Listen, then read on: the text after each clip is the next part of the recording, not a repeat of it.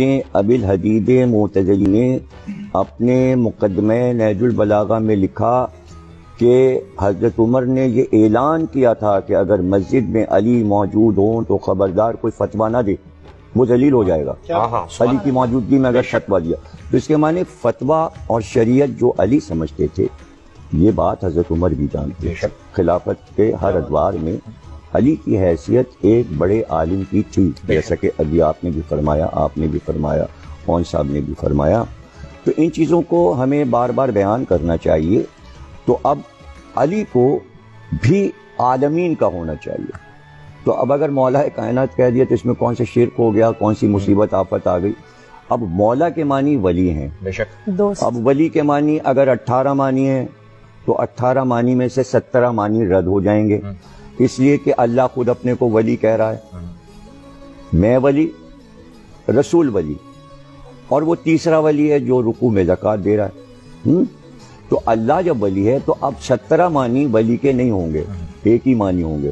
جو اللہ کے لیے ولی ہوگا وہی رسول کے لیے ولی معنی ہوں گے اور وہی علی کے لیے ہوں گے۔ تو اگر عالمین کا رب اللہ ہے، عالمین کے نبی رسول ہیں، تو پھر ولی بھی عالمین کے لیے کہ وہ عالمین کی باتیں بتائے۔ اور یہ دعوت صرف حضرت علی نے کیا ہے کہ سلونی، مجھ سے پوچھو، میں ازل سے ابد تک کی باتیں بتاؤں، میں زمین کے راستوں کی طرح آسمان کے راستوں سے واقف ہوں، اور جو میں بتا سکتا ہوں اس سے پہلے کہ میں تم میں نہ رہوں پوچھ لو۔ ایسی دعوت تو کسی نے نہیں دی۔ اب جتنا جس کا ظرف اور حوصلہ تھا اس نے پوچھا، اور جتنا پوچھا اسی سے وہ علم علی کا سب کاغذ پہ آ گیا، لوگوں نے محفوظ کیا۔ اور جہاں بھی علم کی یہ خاصیت ہے کہ علم پسند دنیا کے کسی کونے میں ہو، وہ کھنچ کے وہاں پہنچ جاتا ہے۔ تو جب علی نے مسجد کوفہ کو علم کا مرکز بنایا تو یونان کا عالم بھی آ گیا، ایران کا عالم بھی آ گیا، روم کا عالم بھی آ گیا۔ جہاں جہاں علم تھا وہ بھاگ کر دوڑ کر وہاں آ گیا، اور پھر اس نے اپنے ظرف اور اپنے علم کے مطابق علی سے پوچھا۔ اور آج وہ علم اتنا ہے کہ اب آپ کو دیکھیں کہ نہج البلاغہ کو 23 جلدوں میں شرح کے ساتھ ابن ابی الحدید معتزلی نے 200-250 جلدیں علی کی سوانح حیات پر عربی فارسی میں لکھ دی گئی ہیں۔ یعنی میری تو الماری اوپر سے نیچے تک جو ہے نا کمرہ بھرا ہوا ہے مولا علی، مولا علی۔ یعنی میں نے ایک پورشن صرف نہج البلاغہ کا بنایا ہے، ایک پورشن صرف ولایت علی کا بنایا ہے، ایک علی کا سوانح حیات کا بنایا ہے، ایک علی کے علم کا بنایا ہے۔ صرف آپ وہ کتب خانہ کمرہ میرا دیکھ لیں جو علی سے بھرا ہوا ہے۔ اور دنیا کے کتب خانے، یعنی میں دنیا کے ہر بڑے کتب خانے میں گیا ہوں، کانگریس لائبریری واشنگٹن گیا، ہالینڈ کے، جرمنی کے، فرانس کے، لندن کے بڑے کتب خانے، آپ یقین کریں صرف میں کہتا تھا علی، تو لائبریرین جو مقرر ہے انڈیا ہافس لائبریری میں، بہت بڑی لائبریری ہے، وہ بس کہتا تھا اور وہ چیز لا کے میز پہ رکھ دے۔ وہ کہتے تھے 2 منٹ میں کتاب آتی ہے، وہ چاہے کسی منزل پر ہو وہ جناب آ جاتی ہے۔ میں نے کہا حضرت علی پہ جو انگریزوں نے کتابیں، انہوں نے تھوڑی سی دیر میں جناب ڈھیر لگا دیا۔ سبحان اللہ، یہی وہ علم۔ اب اس میں آپ کو ایک واقعہ سنانا چاہ رہا ہوں، جو لوگ سن رہے ہیں۔ ایک عیسائی عالم ہے، اس کا نام ہے جارج جورداق۔ ابھی عدل پہ بات کر رہے تھے مولانا، تو اس وقت مجھے یہ بات یاد آئی۔ تو جارج جورداق نے ایک کتاب لکھی حضرت علی پر، اور اس کا نام اردو میں ترجمہ میں بتا رہا ہوں، ندائے عدالت انسانیہ۔ ابھی مولانا نے حضرت عمر کا ایک واقعہ سنایا کہ وہ صرف اسلام کے فیصلہ کرنے والے نہیں بلکہ کائنات کے ہیں۔ بے شک۔ تو اس نے یہ لکھا کہ علی عدالت انسانی پہ فیصلہ کرنے والے، یعنی آواز آ رہی ہے انسانی عدالت میں علی علی، وہ اس نے لکھا۔ وہ پبلشر کے پاس چھاپنے کے لیے لے گیا، تو اس نے کہا بھائی کاہے پہ لکھا؟ اس نے کہا حضرت علی کا نہیں تو مسلمانوں کے خلیفہ اور امام ہیں، تم نے ہم کیوں چھاپیں؟ عیسائی پبلشر نے کہا۔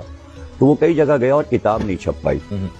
تو وہ جس چرچ میں جایا کرتا تھا وہاں جا کے بیٹھ گیا اور اداس ہو گیا۔ اتنی دیر میں پادری چرچ کا باہر نکلا، اس نے کہا جارج جورداق بہت تم اداس بیٹھے ہو۔ تو اس نے کہا میں نے کتاب لکھی تھی، کوئی چھاپنے کو تیار نہیں ہے۔ تو پادری نے کہا کس موضوع پہ لکھی ہے؟ اس نے کہا میں نے حضرت علی پہ کتاب لکھی ہے۔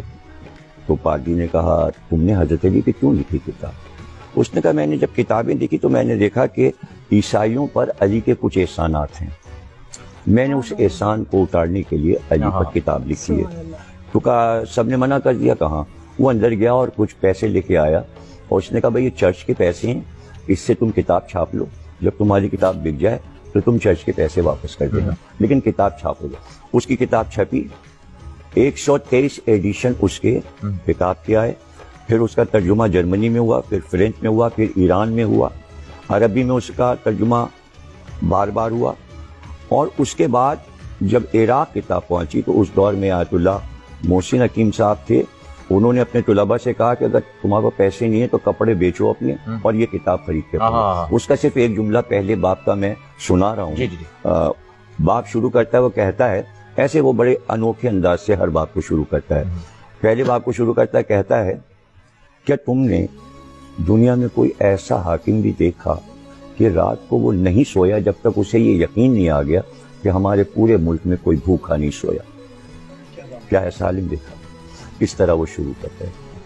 تو اس کتاب کو بھی اگر آپ پڑھیں اور غیر اقوام میں جو کچھ مولا علی کے بارے میں کہا اس کو پڑھیں، اور ان چیزوں کو عام کرنے کی ضرورت ہے کہ علم سے اکبر الہ آبادی جو کہ جسٹس تھے اور جج تھے الہ آباد کے، وہ کہا کرتے تھے کہ بھائی تعلیم ہو ہی نہیں سکتی، اس لیے کہ تعلیم کا دل علی ہے۔ جب آپ تعلیم لکھیں گے بیچ میں علی لکھا ہے، تے عین لام یہ میم، تے اور میم کے بیچ میں علی لکھا ہے۔ تو جہاں آپ تعلیم لکھیں گے بیچ میں علی، تو وہ کہتے تھے کہ تعلیم کا دل علی ہے، علی کے بغیر علم نہیں۔